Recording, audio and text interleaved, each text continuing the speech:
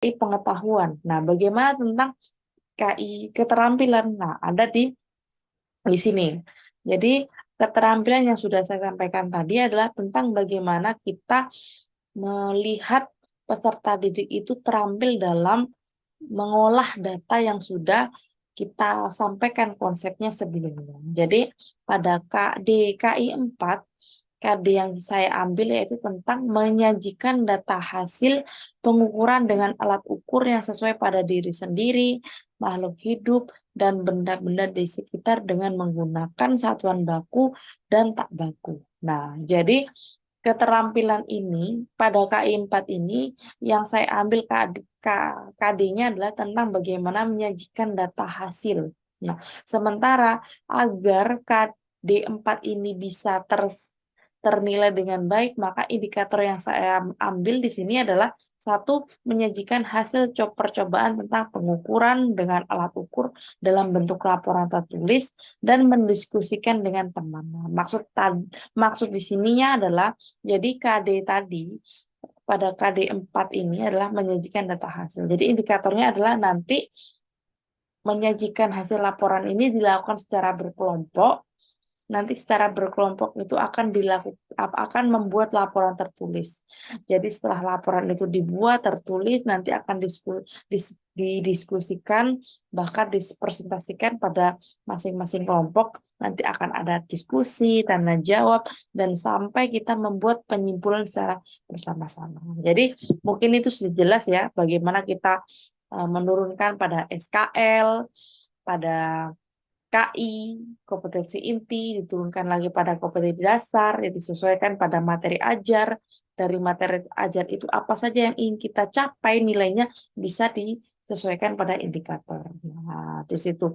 Dan indikator ini bisa disesuaikan pada model Fogati yang sudah disampaikan oleh Ibu Astuti pada pertemuan sebelumnya. Nah, di sini saya akan mencoba mengaplikasikan keterpaduan antara tiga mata pelajaran, ada fisika, kimia, biologi.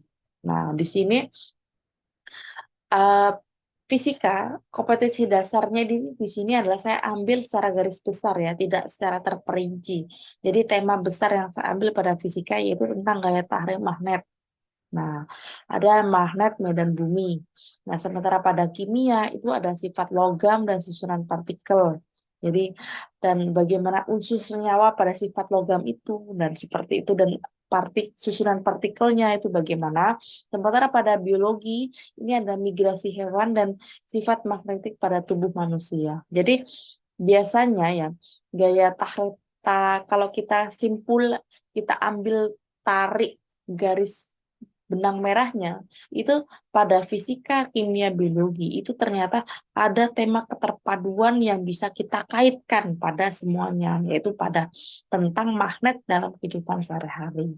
Jadi pada fisika magnetnya itu tentang gaya tarik magnet antar magnet bumi, ya kan? Ada kutub utara, selatan, bagaimana itu ada ketertarikannya. Jadi ada kaitannya inti besarnya itu tentang magnet. Nah, sementara pada kimia di sini ada sifat logam dan susunan partikel, bagaimana apa unsur senyawa pada logam itu, bagaimana ketertarikan gaya tarik menarik antara sifat logam tadi yang antara di bagian kimianya, sementara di bagian biologi di sini ada migrasi hewan dan sifat magnetik pada tubuh manusia. Jadi migrasi hewan itu umumnya dia akan berpindah, apalagi sesuai musimnya.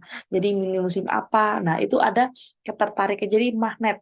Jadi ada daya tarik menarik lah seperti itu. Jadi pada pelajaran fisika, kimia, biologi, secara garis besar itu tema keterpaduan yang bisa dipadu-padankan itu adalah tentang magnet dalam kehidupan sehari-hari. Jadi ini adalah contoh singkat yang saya buat agar memudahkan untuk memahami. Ternyata pada pelajaran fisika, kimia, biologi, meskipun pada sub bidang-bidangnya itu mempelajari hal yang berbeda, ternyata ada satu tema garis besar yang bisa kita keterpaduan, ada tema keterpaduan yang bisa kita kaitkan seperti itu. Mungkin itu saja penyampaian dari saya. Terima kasih.